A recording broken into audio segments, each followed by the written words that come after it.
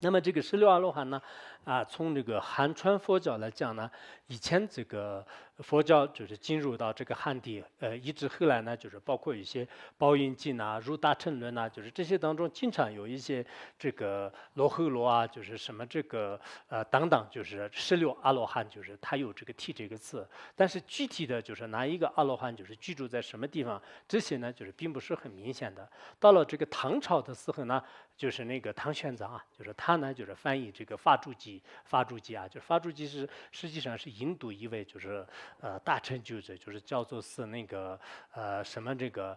叫这个亲友啊，就是亲友就是重庆的亲啊，就是亲友尊者他造的。然后就是自从那个唐僧翻译了那个之后的话呢，那么这个里面呢，就是有明确的这个每一个阿罗汉的这些这个记载啊，就他的这个住处啊、眷属啊，包括他这个受持的一些这个受印啊等等，就是这些都已经这个说得很清楚的。然后呢，就是到了这个就是唐朝这个末年以后呢，就是在汉地啊，就是特别这个兴盛，就是然后这个16阿罗汉然后就是在这个大概在后面的时候呢，就是也有这个18阿罗汉的这个说法。就18阿罗汉的话呢，就是好像是到了这个后面的时候，那个乾隆和这个张家国师吧，就是好像是这个他们呢，就是将这个阿难尊者就是不是阿难尊者，迦叶尊者，迦叶尊者和还有这个弥勒就是我们布袋和尚就是这两个尊者呢，就是加在里面，就是然后呢，就是成为这个18阿罗汉，就是也这样的。那么这个呢，跟那个藏传佛教呢，实际上也是比较相同的。就是藏传佛教的话呢，我们前面的这个16阿罗汉呢，就没有什么这个争论的，只不过是有些名字他们的一些这个受印就是居住地方就有点不相同而已，其他没有什么的。但是这个到了后面16、17阿罗汉的话呢，就是我们这个里面也有，就是叫做是达玛达这个句式就是达玛达优婆舍，就是这个是藏传佛教里面16阿罗汉上面加了一个。还有呢，我看到就是以前那个德国的非常著名的这个什么那个汤什么网就是那个就是他们那个造的那个汤卡里面的话呢，就是也是有汉地的这个布袋和尚就是弥勒菩萨，就是这个也是加在里面的。就是这样的话呢，藏传佛教当中呢，就是也有这个18阿罗汉就是18阿罗汉。但是公称的呢，无论是藏传佛教、汉传佛教，都是说的是我们这个16阿罗汉就是16阿罗汉。还有那个在这个汉地呢，大家都知道，就是各个寺院里面就是有这个500阿罗汉就是500阿罗汉。其实这个500阿罗汉的话呢，就是在相关的这个毗拉耶经呢，就是很多经典当中呢也有这个记载的。有些呢就是有些学者和现在有些人呢说，所谓的这个500呢，就是只不过是一种这个多数而已，实际上是不一定有如实的这个数。但实际上呢就是在相关的这个经典里面看的话呢，应该也有这个500阿罗汉。我们这个很多的这个经典当中，为什么是非要是500呢？那么当时的这个印度呢，就是对这个500呢，就是作为一个特殊的这种数值就包括我们现在这个实践当中的话呢，就是100呢，就是作为一个比如说这个企业家那个企业家的话呢，他们每一次这个数100个人，100个人，就是有这样，就是所以说这些呢，就是也是比较这个特殊的这个数值，也可以这么说的。比如说像以前那个就是佛陀的一些这个经典就是还有一些论点像那个金女一相就是像金女一相里面呢，就是说是有500个这个大言呢，就是当时听到了释迦牟尼佛说法的这个僧言，后来呢以这个听法的这个功德力呢，他们就是转生到天界当中去了。后来就是转生到人间的时候呢，就是都500个都就是已经这个获得这个阿罗汉的果位，就是也这样的这个说法。还有这个大唐西游记就是唐玄宗的大唐西游记里面呢，也说是这个500个这个蝙蝠呢，就是当时这个听到了这个佛法，这个有人这个传说这个宣说佛法的这个声音。然后这些这个蝙蝠的话呢，就是也是这个心一直专注的这个听说就是听说。后来呢，就是他们也是就变成这个人就是获得了这个阿罗汉果位，就是也有这样的这个说法。还有那个像那个大智度论就是大智度论里面也说这个500个这个仙人呢，就是在寂静的地方呢，就是他们参禅，就是他们打坐的时候呢，就是后来就是有一个什么什么这个女人呢，就是就是唱起这个歌啊，就是然后当时呢，就是这些这个仙人呢，就是探着这个声音呢，然后呢，就是从禅定当中就是退舍，后来就是又重新这个修行呢，就是也获得了这个500阿罗汉的果位啊，就是等等，就是这样的话呢，我们这个汉传佛教呢，就是恐怕有很多人可能这个看过吧，就是到这个寺院里面，就是有些高僧大德的话呢，就是在寺院里面就是修这个500阿罗汉呐。以前我写那个五台山志的时候呢，就是里面也有很多这个500阿罗汉的故事啊，就是这些都比较多的，就是而且好像这个。我们原来去过的那个成都宝光寺啊，就是宝光寺的话呢，就是说是什么295个是康熙这个康熙皇帝，是康熙皇帝吧，就是然后那个360个呢，就是乾隆皇帝，就是皇帝也是就变成阿罗汉，就是应该有这样的这个历史的，但具体怎么样呢？就是我也不是特别的这个清楚。不管怎么样呢，所以这个阿罗汉呢，应该是在汉传佛教也好，藏传佛教当中的话呢，我们就是治的这个定义的。有些人可能认为是就是那阿罗汉不是什么特别这个了不起，他毕竟是一个小乘啊，我就是学这个密法的，学宪宗的。像在汉传佛教和藏传佛教，有些佛教徒呢，就是自己好像在这个眼里就什么都不屑一顾，就是觉得是自己的比阿罗汉的这个境界还高一样的这种这个态度，其实这是非常不合理的。就是即使这个你觉得是阿罗汉是小乘的话呢，那么按照这个经典里面的这个这种内容来说的话呢，也就是说阿罗汉至少也是都已经通达了这个人我。我们对这个人我就是有没有这个有所证悟，大家都是应该非常清楚。当你遇到任何烦恼、任何痛苦的时候呢，你不要说是人我的全部，就是部分的也没有。就那个时候呢，就自己也是明白，就是自己内心当中的这个痛苦内心当中的这种挣扎，就是这些都是应该这个清楚的。再加上这些呢，也不一定是真正的这个小乘啊，就是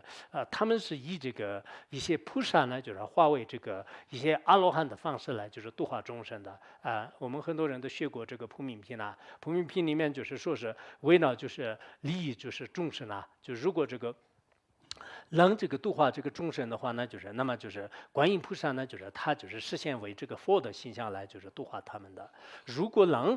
这个以佛的身份来利益众生的话呢，那么就是观世音菩萨是以佛的这个形象来就是度化众生的。如果以菩萨的这个身份来能利益众生的话呢，那么观世音菩萨呢就是以菩萨的这种形象来度化众生。如果以辟支佛的这个方式来能利益众生的话呢，那么观世音菩萨是以这个辟支佛的这种形象来。还有，如果以这个声闻阿罗汉的这个形象来能利益的话呢，那么就是观世音菩萨呢，就是以这个阿罗汉的这个形象来。所以说呢，就是还有这个什么国王啊、仙人啊，还有这个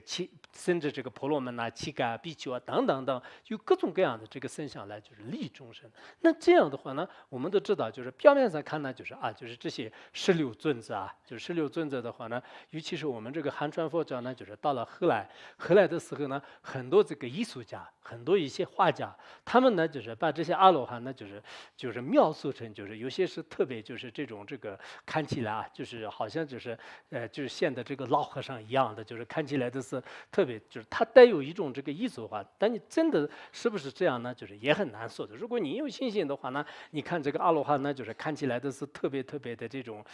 这个可爱也好，慈悲也好，各方面的这个现象也可以。就是到时候你们讲的时候，我也把这个藏传佛教和汉传佛教的有些声响呢，就是一起这个就配在上面，就是这样的话呢，也可以对比。相对而言的话呢，那么这个藏传佛教的这些大德们呢，就是他们可能所见到的就是他们的这个描画出来的呢，阿罗汉度数是非常这个庄严，就是大多数都是很年轻的，然后是这样的。然后按照这个汉传佛教的这些，包括我们这个在寺院里面，就是有些修的这个一些塑像啊，就是唐卡啊，就是绘画啊，就是这些都是也是很好的。我看到那个乾隆的这个遗体里面呢，就是有些阿罗汉这个穿的这个衣服呢也是非常不错的，他们那个画画，就是这个是画画的，就是也是就是很好的，不管怎么样呢，就是这个是我想呢，是这个阿罗汉这个呢他是以这个印度的一些修行人，就是他来修的时候呢，那么这些都是以这个印度人的这个形象来这个出现的。如果是学这个藏传佛教的人，就是他的这种平时的这个观修的话呢，他会以这个就一般这个藏传的一些这个生活这个方式啊，就是穿着衣饰啊，就以这样来显示的。如果你是这个修汉传佛教的话呢，他也是可以以这种方式来这个显现的。我们世间的一个舞蹈者呢，就是他也是为了就是不同的观众呢，就是他会这个表演，更何况说是已经获得了就是如是这个无碍的这个身变神通的话呢，在我们众生面前的话呢，就实现各种各样，就是这都是完全是可以的。所以我们呢也不能就是完全说那个是真的，那个是假的，就是到底他书里拿着是到底是什么，永远都是好像我们用一个固执的这种一种这个有一种这个执着来就是永远都是这样呢，就是也并不是。比如说我们看到这个释迦牟尼佛的时候呢，就是他也有这个压地树印的，也有这个灯持树印的，也有说法树印的。一看到这个释迦牟尼佛的这个释迦牟尼佛的就是100张、1000张，就不同的这个树印呢，有无数的，也有站着的，也有坐着的。就是从我们藏传佛教的，就是这个世尊光传的一些，就是无数的这个画当中啊，就是可以看出来。就是所以说这方面呢，希望我们这个在理解的过程当中呢，大家有一种非常这个包容的心，也有一种亲近的心。但是原则上呢，你因为就是这些事情呢，就是千万不要自己产生各种各样的分别念。我们现在能生气、该生气的这种亲近心呢，很多人都生不起来。然后不该生气的一些不该生气的一些这个分别念呢，就容易这个生气啊。七宝藏的那个法界宝藏论里面有一个比喻啊，就是很多愚痴的人，比如说我们说这个心呢，就是像这个大海一样的。心像大海一样的话呢，一般这个愚痴的人呢，就是大海是这个水，大海是这个蓝色，可能心是蓝色的，心是这个像水一样的，就是一种液体啊。它这样的话呢，就这是一种错误。就是我们讲比喻的时候，如果你像心的这种本体呢，像这个大海一样，就是无边无际啊，就澄清就是这个清凉啊，就这样的话，就澄清啊等等的。这样的话呢，就是它的比喻呢，每一次的这种比喻呢，它的一个正方面的一种特点来比喻的，并不是所有的这个事情呢，就是全部都是就是一模一样的，就是这是永远也是不可能的。任何一个这个比喻也好，就是它的这种例子啊，就是它的一种案例的话呢，它是一种某一个部分来就是案例的。但是我们有三根的人呢，就是如果一看到这个公案呢，就是对他是很有帮助的。比如说我有信心的话呢，我听到一个故事的时候呢，就是这个诸佛菩萨的这种事迹是真的是不可思议，让我这个产生无比的这个信心。我如果是有一个邪见的人呢，一看到故事可能是神话吧，是这种说法吧。以前我们那个师尊光传呢，就是学习的很多道友呢，收获都是不相同的。因为前世可能修得好一点，精神当中对佛教的基础很不错的这些人呢，听了以后就是非常的感动，就是里面的字字句句对他的相续是有理的。那么有个别人分别念也重，然后自己的这种整个这个素质水平都不怎么样的，那些人看了听了以后的话呢，就是这个也不合你，那个也不合你，就是反而增长烦恼的因。所以说每个人的政治根基和福报都是不相同的。我们希望呢，每一次的这个公案也好，案例也好，就是任何的这种比喻呢，应该用一种正面来了解，就这是非常重要的。如果没有正面来了解的话呢，即使释迦牟尼佛或者说世界当中的任何一个智者就来到你的面前的话呢，他的语言的话呢，就是不可能就是找不到任何的这种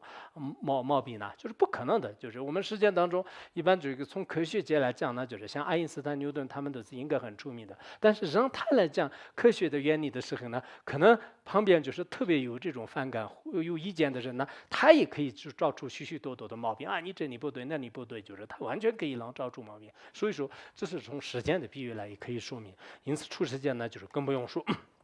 我们有时候呢，这个所谓的这个为什么说佛经里面就是说这个心性很重要的原因呢，也在这里。就是所以这是我前面呢跟大家就是简单的就是要这个说一下16阿罗汉呢，就是在这个不同的这个地方呢，就是其实我们应该呢就是要了解就是不同的这个道理就是这个很重要的。